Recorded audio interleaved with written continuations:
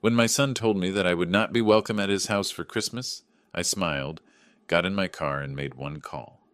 By the new year, I had their mortgage payments canceled, and that was just the beginning of my plan. Justice must be restored and arrogance punished. You won't believe what I did next. Before we continue, please subscribe to the channel and let us know where you are listening in the comments. I could make my famous turkey this year, I said, settling deeper into Michael's leather couch. The one with the sage stuffing your mother used to love. Remember how she'd always say it was better than her grandmother's? The words hung in the warm air between us, mixing with the scent of Isabella's expensive vanilla candles.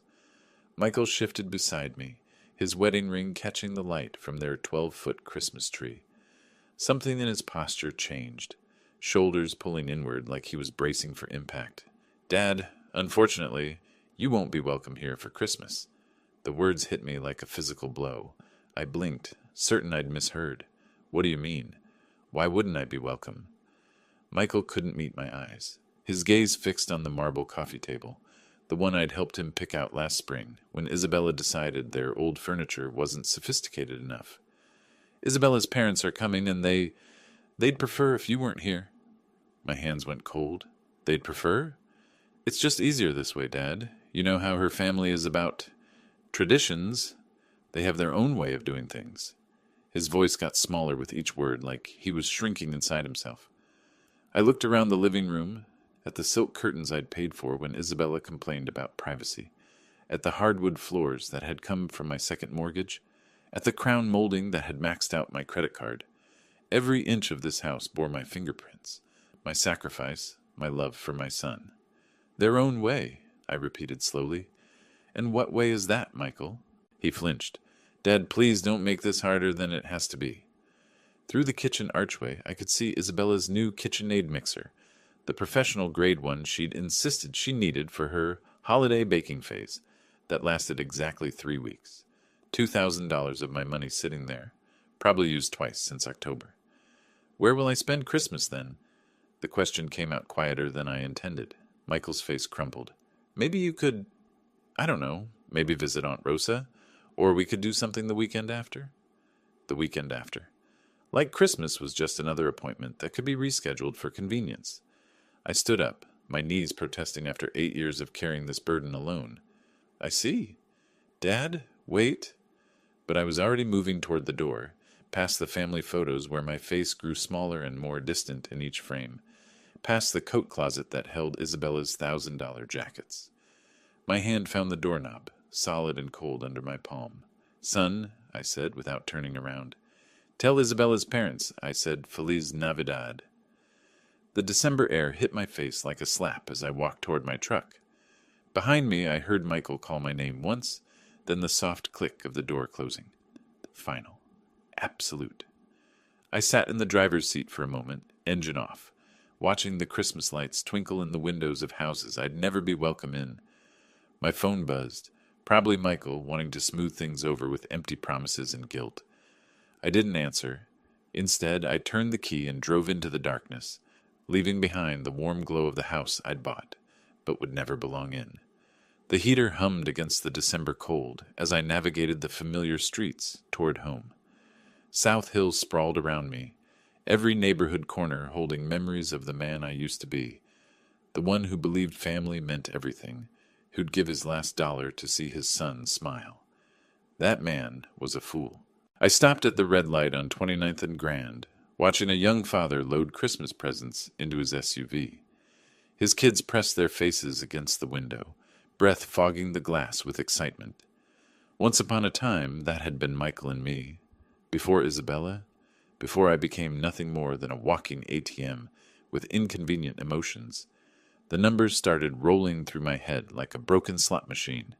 $2,800 every month for 5 years.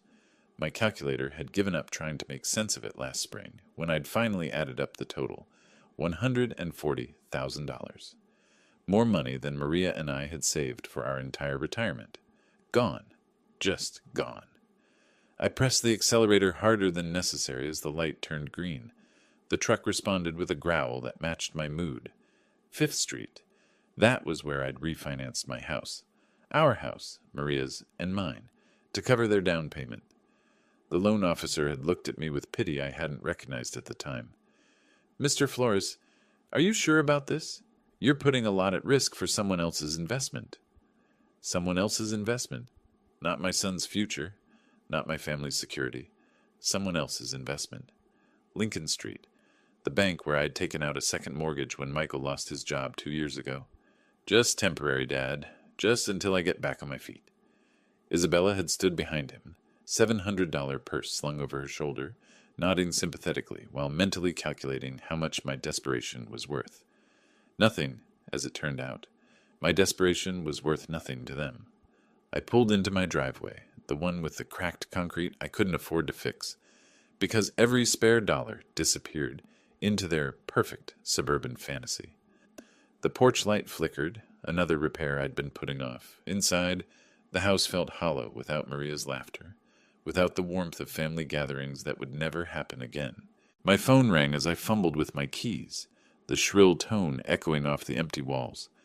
Isabella's name flashed on the screen, probably wanting to explain why I wasn't good enough for her parents' delicate sensibilities. Perfect timing. I'd been waiting 5 years to have this conversation. I answered on the 4th ring, letting her wait just long enough to wonder if I'd pick up at all. "Dennis!" Isabella's voice dripped with false sweetness, the same tone she used when asking me to cover their water bill or property taxes. "I heard about the little misunderstanding with Michael." "Misunderstanding?" I leaned against my kitchen counter, still wearing my coat. "I don't think there's any misunderstanding, Isabella. You made your position quite clear." "Look, I know this seems harsh, but you have to understand my parents' perspective. They're very traditional people. They expect a certain atmosphere during the holidays." "A certain atmosphere," I repeated. "And what atmosphere is that?" A pause. I could hear shopping bags rustling in the background. Probably spending money that should have gone to their mortgage payment. Money that was my responsibility, apparently. "Well, they're not used to your kind of cooking. All that spicy Mexican food and loud music. And frankly, Dennis, they're educated people.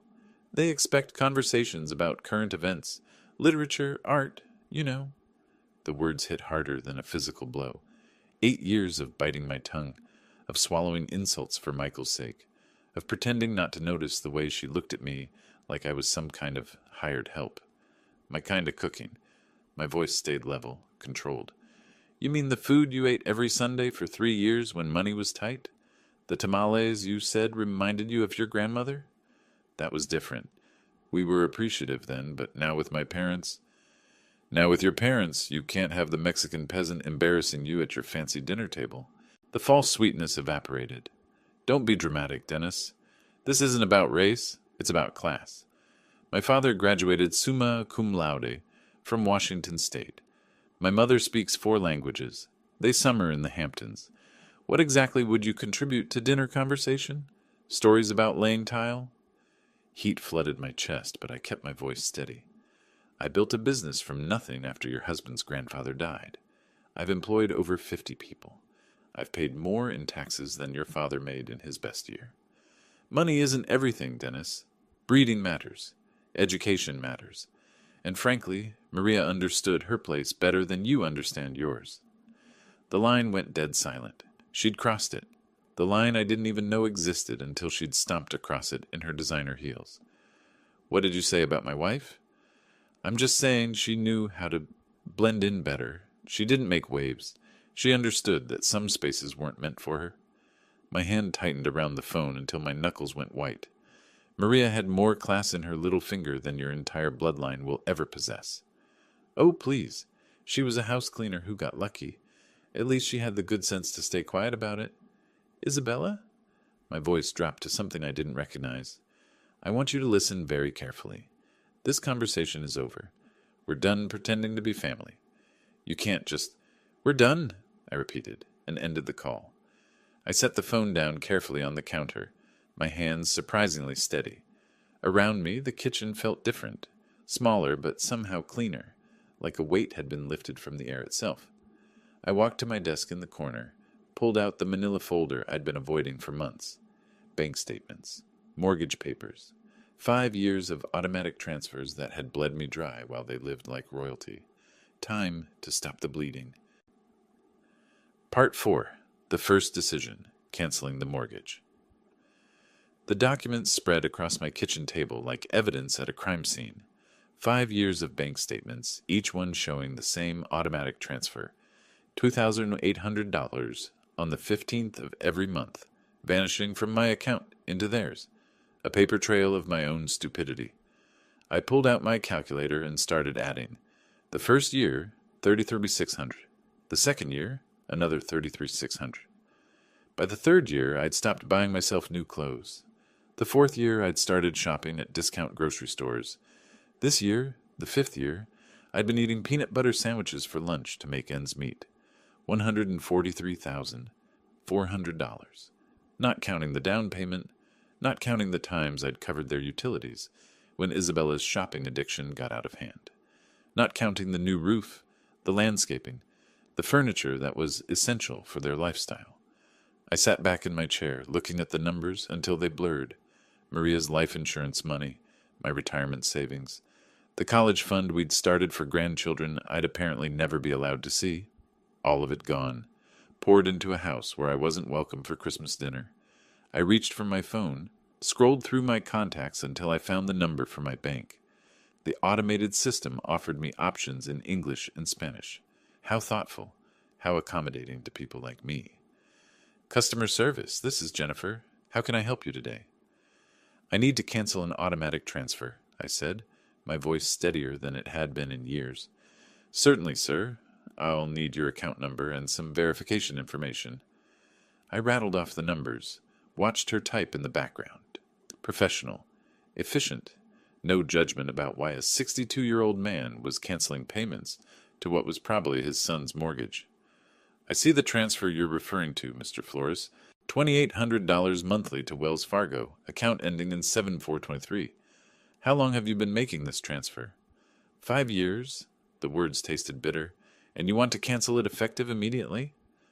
I looked around my kitchen, at the outdated appliances I couldn't afford to replace, at the walls that needed painting, at the windows that leaked cold air because I'd spent my home improvement money on someone else's castle. Effective immediately, I confirmed. Done. The transfer has been canceled. Is there anything else I can help you with today? No, I said, surprising myself with how good the word felt. No, that's everything.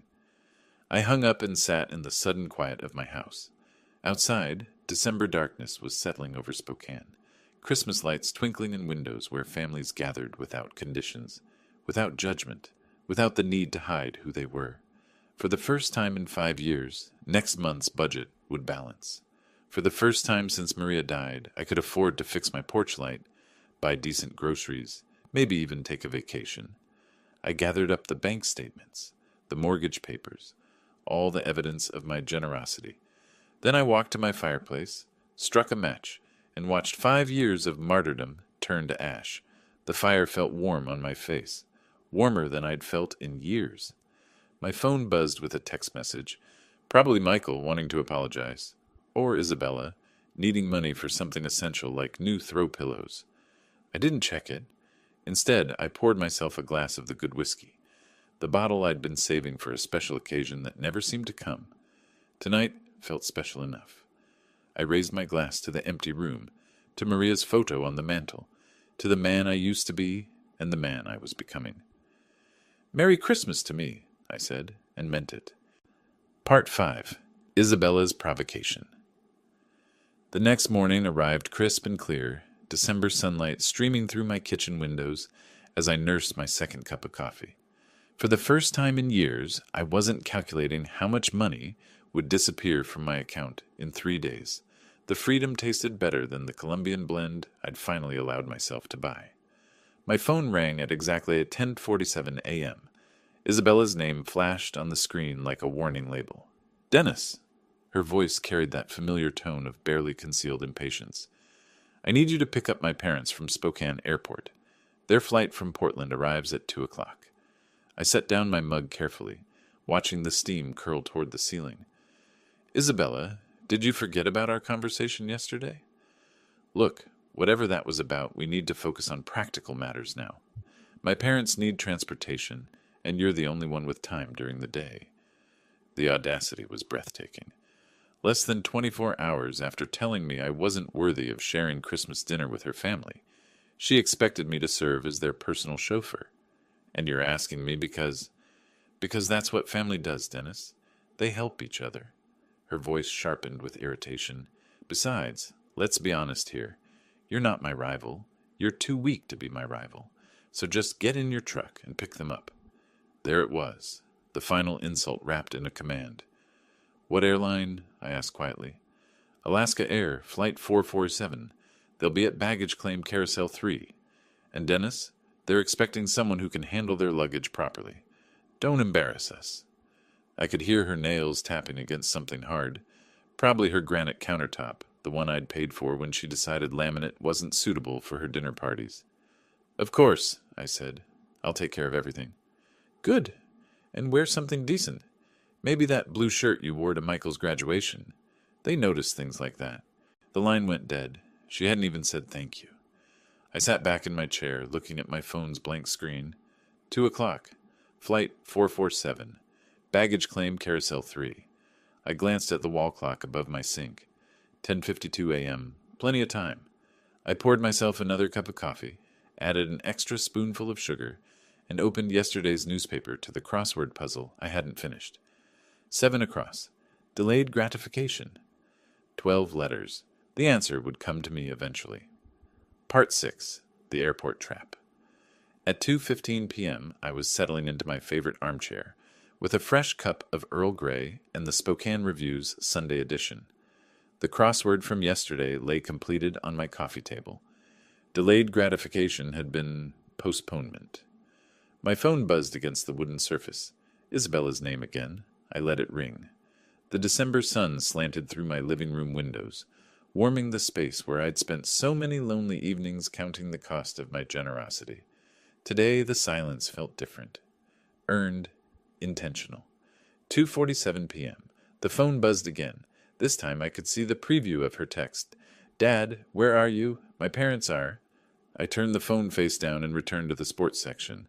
The Seahawks had lost again. Some things never changed. By 3:30 my phone had buzzed 6 times. I'd finished the newspaper, brewed a second pot of tea, and started organizing the junk drawer in my kitchen table. Amazing what you could accomplish when you weren't rushing around serving people who considered you their personal bellhop. The 7th call came at 3:45. Instead of Isabella's name, I saw unknown number. Probably her parents borrowed someone's phone at the airport. I let that one ring too. Outside, a neighbor was hanging Christmas lights on his porch, his children running around the yard with the manic energy that only December afternoons could bring. Normal families doing normal things. No one was stranded anywhere, waiting for someone who would never come. 4:15 p.m. My phone started ringing and didn't stop. Isabella, then the unknown number, then Isabella again. The buzzing became constant, like an angry wasp trapped against glass. I walked to my kitchen and unplugged my landline from the wall. Then I turned my cell phone completely off. Perfect silence. I made myself a grilled cheese sandwich and heated up a can of tomato soup. Comfort food I hadn't allowed myself in months, because every grocery dollar had gone toward making ends meet, while subsidizing their lifestyle. The cheese melted perfectly golden, the soup steamed in my favorite mug. Outside, the winter sun was already starting to set, casting long shadows across my backyard. Somewhere across town, 3 people were probably standing in an airport parking garage, arguing about taxi fare and wondering how their personal servant had the audacity to strand them. The thought made my soup taste even better. By 5 p.m. I'd eaten dinner, loaded my dishwasher, and was considering what movie to watch. It had been years since I'd had an entire evening to myself without worrying about emergency calls for money or last-minute favors. I was reaching for the remote when someone started pounding on my front door. Not knocking, pounding. The kind of aggressive hammering that rattled the frame and announced pure fury. I set down my tea and walked slowly toward the sound, already knowing exactly who I'd find on the other side. The pounding intensified as I approached the door, each blow more violent than the last. Through the peephole, I could see 3 figures crowded on my small porch, like wolves circling prey. I opened the door to find Cody Jenkins's red face inches from mine. "What the hell is wrong with you?" he shouted, pushing past me into my living room without invitation. "We waited at that goddamn airport for over 3 hours." Catherine followed him, her usually perfect hair disheveled, her lips pressed into a thin line of pure hatred. "This is completely unacceptable behavior from someone your age, Dennis. Absolutely barbaric." Isabella brought up the rear, her designer coat wrinkled, her makeup smeared. "You humiliated us. Do you have any idea what you've done? My parents had to take a $40 taxi because you decided to get out of my house." My voice cut through their chorus of rage like a blade through silk. They stopped mid-rant, shocked by the steel in my tone. "Excuse me?" Cody's face went from red to purple. "You don't get to make demands here, buddy. Not after what you pulled today." "This is my house," I said quietly, not moving from my position by the door, "and I want you out. Now." Catherine stepped forward, her voice dripping with the kind of condescension she'd perfected over decades of looking down on people like me. "Dennis, you clearly don't understand the magnitude of your mistake. My husband has connections throughout this city. Business connections, social connections.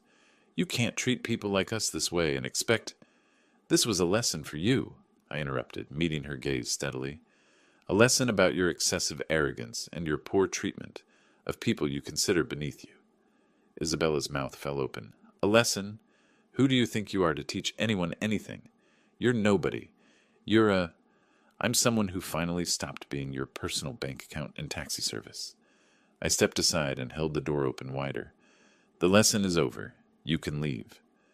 Cody jabbed a finger toward my chest, but didn't quite dare touch me. "You have no idea who you're messing with, old man. I've been in this town longer than you've been breathing its air. I know people, important people, people who can make your life very, very difficult." "Is that a threat, Mr. Jenkins?" "It's a promise." His voice dropped to a menacing whisper. "You think abandoning elderly people at an airport is just something you can do without consequences? You're about to learn exactly how wrong you are?" Catherine nodded, her smile sharp enough to cut glass. "Indeed. Actions have consequences, Dennis, and yours will be quite public." Isabella grabbed her father's arm. "Daddy, let's just go. This pathetic old man isn't worth our time." They filed out of my house like a defeated army, but Cody turned back at the threshold. "You'll regret this," he said. "I guarantee it." I closed the door behind them and turned the deadbolt with a satisfying click. Through the window, I watched them pile into their rental car, still arguing among themselves as they drove away into the December darkness. The house felt cleaner with them gone, as if their presence had left a stain that was only now lifting, but their parting words echoed in the sudden quiet. Public consequences, important people, connections. I walked back to my living room and picked up my tea, still warm in its mug. For the first time in this whole mess, I felt something that might have been concern, but it was overwhelmed by something much stronger: anticipation. 3 days later, I was enjoying my morning coffee and scanning the Spokane Review when I saw my own face staring back at me from page 3. The headline read, "Spokane Businessman Abandons Elderly Couple at Airport During Holiday Storm." My hands went still around the coffee mug. There I was, in black and white, an old photo from my company's website, probably 5 years out of date. Below it, a story that made my blood run cold and my temper flare in equal measure. Cody and Catherine Jenkins, visiting their daughter for Christmas, were left stranded at Spokane International Airport for over 4 hours Sunday when family member Dennis Flores failed to appear for a prearranged pickup. The couple, both in their late 50s, waited in frigid temperatures as a winter storm warning was issued for the region. Winter storm warning. It had been 52 degrees and sunny. "We couldn't believe someone would just abandon us like that," said Cody Jenkins, a retired banking executive. "We called repeatedly, but Mr. Flores never answered his phone. We were forced to take an expensive taxi in dangerous weather conditions. At our age, this kind of treatment is not just inconsiderate. It's dangerous." The article continued with quotes about my pattern of erratic behavior and concerns about my mental state. Cody had painted himself and Catherine as helpless victims of a cruel old man who'd suddenly snapped without provocation. No mention of the Christmas dinner rejection, no context about Isabella's demands or their years of financial exploitation. Just me, the villain who abandoned poor elderly tourists during a blizzard that existed only in Cody's imagination. I set down my coffee and read the article again, slowly, then a third time. The byline belonged to Patricia Morrison, lifestyle editor.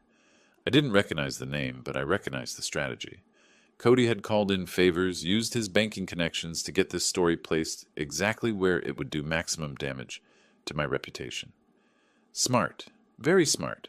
For the first time since this whole mess started, I felt a grudging respect for my opponents.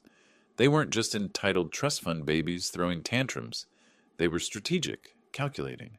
They understood that in a small city like Spokane, reputation was everything. One well-placed newspaper article could destroy decades of hard work. They'd declared total war. I folded the newspaper carefully and set it aside, my mind already shifting into the methodical planning mode that had built my business from nothing. This wasn't about airport pickups anymore. This wasn't about Christmas dinner or mortgage payments. This was about winning. I pulled out my laptop and began typing names into search engines. Cody Jenkins, Catherine Jenkins, Isabella Flores, their social media profiles, their connections, their habits, their weaknesses, everything they'd foolishly made public over the years. If they wanted to play chess, I'd show them what a real strategist looked like. I glanced at my wall calendar. December 18th. 7 days until Christmas. 7 days to plan something they'd never forget. I spent the next 3 days living in a different world. Not the world where I was Dennis Flores, the broken-down old man who let his family walk all over him. This was the world where I was Dennis Flores, businessman, strategic thinker, someone who'd built something from nothing and wasn't about to let a bunch of entitled parasites destroy what I'd worked 40 years to build. My laptop became command central. Social media profiles filled my browser tabs like playing cards in a high-stakes game. Cody Jenkins, retired First National Bank manager, member of the Spokane Country Club, treasurer of the Inland Northwest Business Leaders Association. A man who'd spent his career in positions of trust and influence, a man with a lot to lose. Catherine's Instagram painted a perfect picture of refined living, charity luncheons, wine tastings, vacation photos from Coeur d'Alene tagged with Chash blessed life. Every post carefully curated to project success and sophistication. Comments from friends praising her elegant taste and inspiring lifestyle, all built on other people's money, including mine. Isabella's Facebook timeline told the real story. Posts about our beautiful home with photos of the kitchen I'd paid for. Check-ins at expensive restaurants during the months when I'd covered their utility bills. A status update from last week. So excited for Christmas dinner with family. Can't wait to show off our hosting skills. Our hosting skills. Our home. Our success. The narcissism was breathtaking. But it was Michael's LinkedIn profile that gave me the final piece I needed. His recent activity showed a new connection. Patricia Morrison, lifestyle editor at the Spokane Review. The same Patricia Morrison who'd written the hatchet job about me. I leaned back in my desk chair, looking at the evidence spread across my screen. These people had made 3 critical mistakes. First, they'd underestimated me completely. Second, they'd gone public with their attack, which meant I could go public with my response. Third, they'd documented their entire privileged lifestyle online, creating a perfect catalog of hypocrisy. I clicked through to Patricia Morrison's profile. 43 years old, journalism degree from WSU, 15 years at local papers. No previous connection to banking or finance, which meant Cody had reached out cold, probably through someone he knew from his business network. A 5-minute search through local business directories confirmed my suspicion. 3 mutual connections between Cody and Patricia's editor. The story hadn't just appeared. It had been planted carefully and deliberately. Amateur hour. I opened a new document and began typing. Not a response to their media attack, something much better. A timeline. 5 years of financial support, documented with bank statements, receipts, and canceled checks. The down payment for their house, $47,000 from my home equity loan. The kitchen renovation when Isabella decided granite countertops were essential. $18,000 from my credit card, 60 monthly mortgage payments of $2,800 each, $168,000 and counting, $250,000, more than I'd spent on myself in the last decade. My phone buzzed with a text from a number I didn't recognize. Probably Isabella, trying a new angle. I ignored it and kept working. By evening, I had everything organized in a manila folder thick enough to choke a horse. Bank statements, receipts, photos downloaded from their social media showing off purchases I'd funded, a printed copy of the newspaper article with my handwritten notes in the margins, documenting each lie and distortion. I looked at my wall calendar. December 24th was circled in red, not because it was Christmas, but because it was the perfect day for justice. According to Isabella's Facebook events, they were hosting Christmas dinner for 12 people. Family friends, neighbors, members of their social circle. The kind of people who read the Spokane Review and formed opinions based on what they saw there. The kind of people who deserved to know the truth. I closed my laptop and walked to my kitchen, where I'd left my good camera, the one I'd bought years ago to document job sites for my business. Time to put it to work, documenting something else entirely. Tomorrow was Christmas Eve. Tomorrow, Cody Jenkins and his family were going to learn what happened when you declared war on someone who actually knew how to fight. Christmas Eve morning dawned gray and cold, the kind of Spokane winter day that made you grateful for warm houses and family gatherings. Too bad I wouldn't be welcome at either. But I had other plans. I laid out my evidence like a lawyer preparing for trial. Bank statements organized by year, each monthly payment highlighted in yellow. Receipts arranged chronologically, showing the pattern of my support for their lifestyle. Photos printed from their social media. Isabella's new jewelry, their vacation photos, the expensive Christmas decorations currently adorning the house I'd helped them keep. All of it copied 12 times, one for each dinner guest. The newspaper article went on top of each stack, my red pen notes visible in the margins. Lie written next to Cody's quotes about dangerous weather. False, beside the claim about my erratic behavior.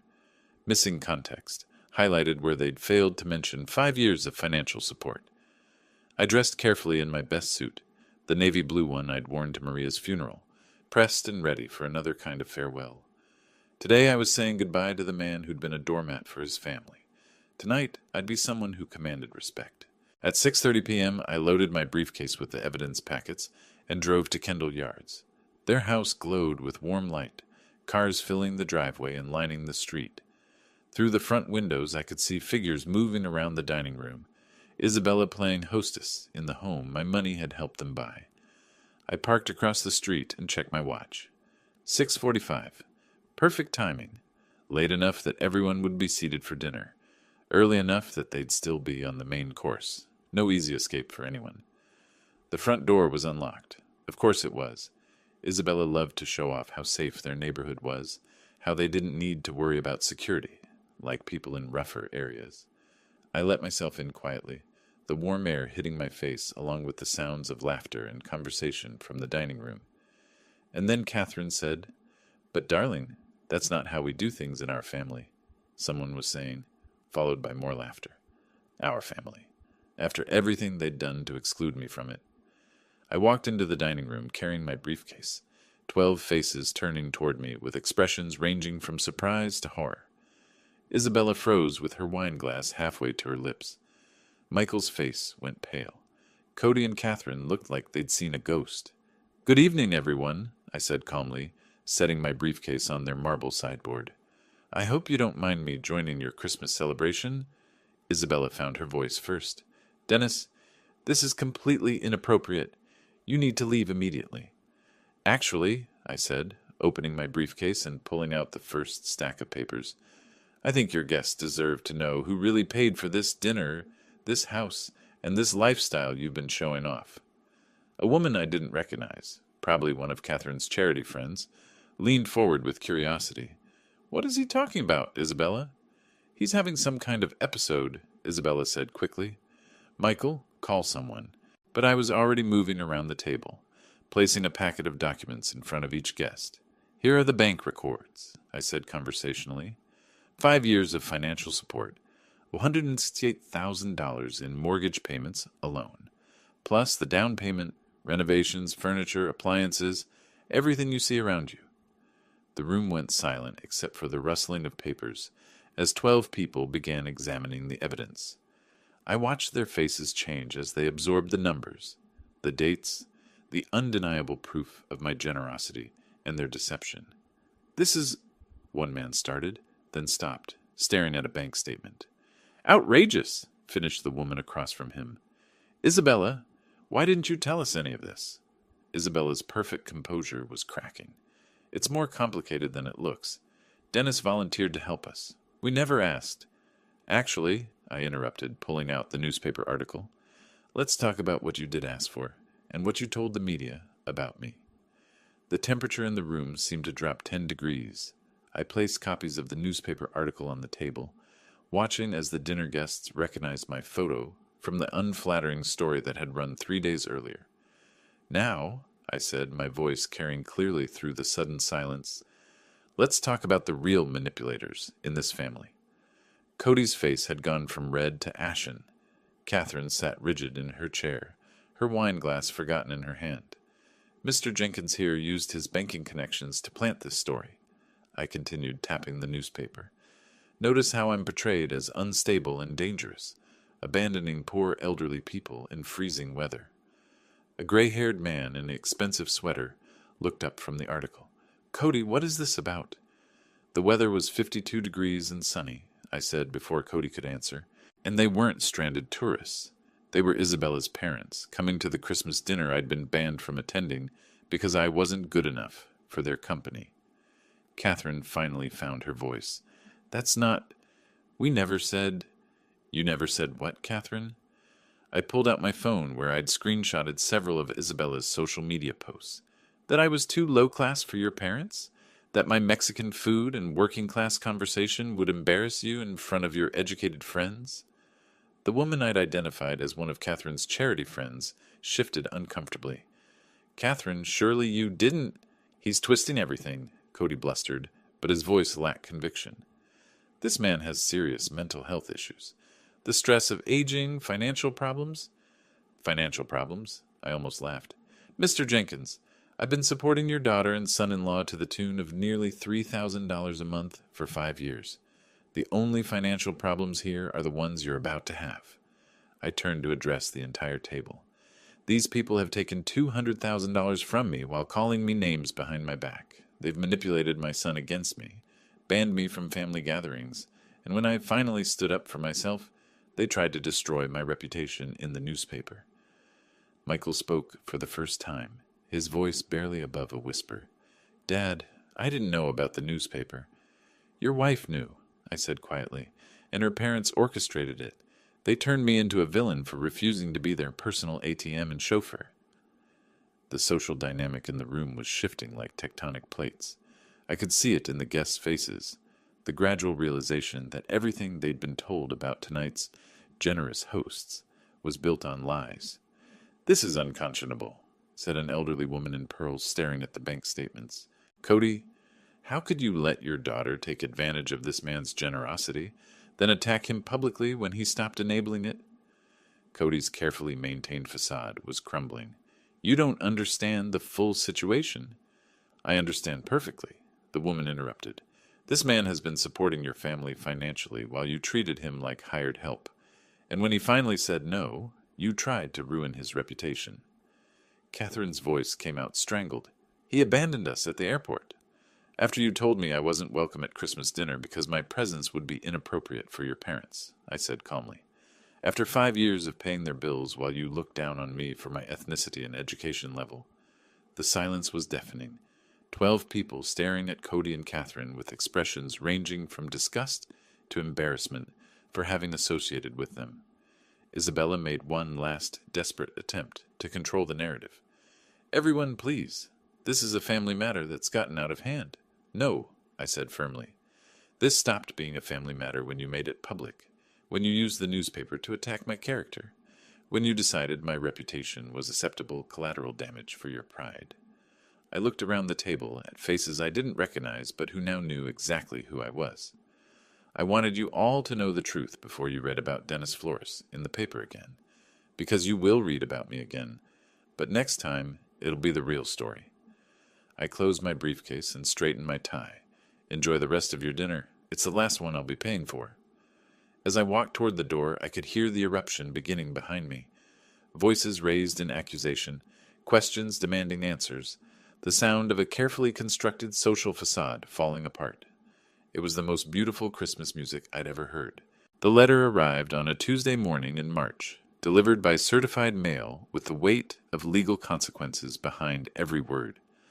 I signed for it at my front door, noting how the spring air smelled of new growth and possibility instead of the winter desperation that had marked those dark December days. Notice of default, the envelope read, final demand for payment. Inside, 3 months of missed mortgage payments had caught up with Michael and Isabella like a tsunami of reality. $8,400 in arrears, 14 days to bring the account current, or face foreclosure proceedings on the house I'd helped them buy. I set the letter aside and returned to my coffee, reading it the way you'd read news about distant weather. Interesting, but not your problem anymore. My phone had been ringing for weeks with increasingly desperate calls. Isabella's number blocked after the first hysterical voicemail.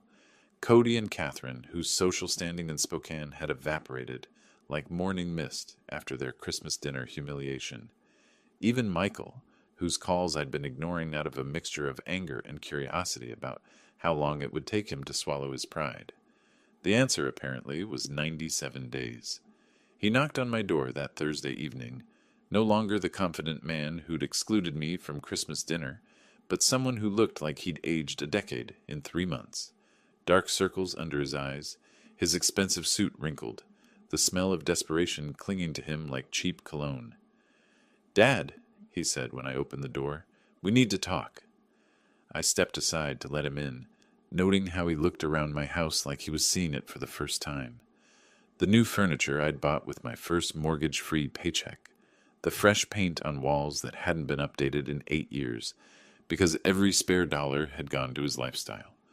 The repairs I'd finally been able to afford now that I wasn't subsidizing someone else's American dream. "Nice place," he said quietly. "It's what happens when you spend money on yourself instead of people who don't appreciate it," I replied, settling into my new recliner. "Coffee?" He shook his head, perching on the edge of my couch like he was afraid to get comfortable. "Dad, I need you to know how sorry I am. About everything. Christmas dinner, the newspaper article, the way Isabella, the way we treated you." "Go on." "I didn't know about Cody planting that story. I swear I didn't. When I found out..." He ran his hands through his hair. "Jesus, Dad. The things they said about you behind your back. The way they talked about our family. About Mom's memory." My jaw tightened at the mention of Maria, but I kept my voice level. "And what exactly did they say about your mother?" "That she knew her place better than you knew yours. That she understood. Boundaries." He couldn't meet my eyes. "I should have defended you. I should have stood up to them years ago." "Yes," I said simply. "You should have." We sat in silence for a long moment, the weight of 5 years of mistakes filling the space between us. Outside, I could hear my neighbor mowing his lawn, the normal sounds of a normal Thursday evening in a normal neighborhood, where sons didn't exclude their fathers from Christmas dinner. "The house is in foreclosure," Michael said finally. "I know. We can't make the payments without..." He stopped, seeming to realize how that sounded. "Without my help," I finished. "Without the money I was sending every month while you let your wife's family treat me like garbage. I know how it looks." "Michael." I leaned forward, making sure he was looking at me. "Do you know how much money I sent you over 5 years?" He nodded miserably. Isabella calculated it after Christmas. The mortgage payments, the down payment, everything else. Over $200,000. $237,468, I corrected. "I know the exact amount because I finally did something I should have done years ago. I added it up." His face crumpled. "Dad, I'm so sorry. I don't know how to fix this." "You can't fix it, son. That money is gone. But more importantly, those years are gone. 5 years when I could have been building a relationship with you instead of funding your wife's fantasy life." I know that now." He looked up at me with something that might have been hope. "But maybe we could start over? Maybe there's a way to. Are you asking me to resume the mortgage payments? The hope died in his eyes. We're going to lose everything, Dad. The house, Isabella's respect for me, her parents' approval. I don't know what I'll do. You'll figure it out, I said, not unkindly. The same way I figured out how to live without a son who respected me. The same way I learned to spend Christmas alone while you celebrated with people who thought I was beneath them. He started to cry then, quietly, like a man who'd run out of other options. I lost you, didn't I? I chose them over you, and now I've lost you forever. I watched him for a long moment, this man I'd raised and loved and sacrificed for, who'd let his wife's family convince him that his father wasn't good enough for their company. Michael, I said finally, you didn't lose me. You gave me away. There's a difference. He wiped his eyes with the back of his hand. Is there any chance, any way you could forgive me? I forgave you months ago, I said, and meant it. But forgiveness doesn't mean going back to the way things were. It doesn't mean pretending this didn't happen, or that I'm going to resume paying for a lifestyle that came with the condition that I be grateful for scraps of your attention. Then what does it mean? I stood up and walked to my mantel, where Maria's photo sat next to a new picture. Me with Rosa and her family at Easter dinner, the first holiday I'd spent with people who actually wanted me there. It means that if you want a relationship with me, you'll have to build it from scratch. It means showing me respect instead of demanding I earn it. It means making choices based on what's right, not what's convenient. I turned back to him, and it means that the next time someone, your wife, her parents, anyone, tries to exclude me from family gatherings, you'll remember who actually acts like family. He nodded slowly, understanding perhaps for the first time that respect wasn't something you could take for granted. The house, he asked quietly, isn't my problem anymore. I sat back down, feeling lighter than I had in years. You're a grown man, Michael. Figure it out like grown men do. Get a job that pays enough to cover your bills. Sell the house and buy something you can afford. Stop living beyond your means and expecting other people to subsidize your choices. He stood up slowly, his shoulders straight, for the first time since he'd arrived. You're right, about all of it. I know. He walked to the door, then turned back. Dad, for what it's worth, seeing you stand up for yourself at Christmas dinner, I was proud of you. Embarrassed and angry, but proud too. Good, I said. Maybe there's hope for you yet. After he left, I poured myself a glass of the good whiskey and stepped onto my back porch. Spring was coming to Spokane, the trees beginning to bud, the air warming with promise. In 4 months, I'd be 63. Maria had been gone for 8 years. I'd wasted 5 of those years being a doormat for people who didn't appreciate sacrifice. I wasn't planning to waste any more. My phone buzzed with a text from Rosa. Dinner Sunday? The kids want to show you their school projects. I smiled and typed back. Wouldn't miss it. Real family, it turned out, was something you found with people who actually wanted you there. Everything else was just expensive theater, and I was done buying tickets to shows where I wasn't welcome on stage. The whiskey tasted like freedom, and the future looked exactly as bright as I was willing to make it. If you like this story, please like this video, subscribe to the channel, and share your impressions of this story in the comments. To listen to the next story, click on the box on the left. Thank you for watching.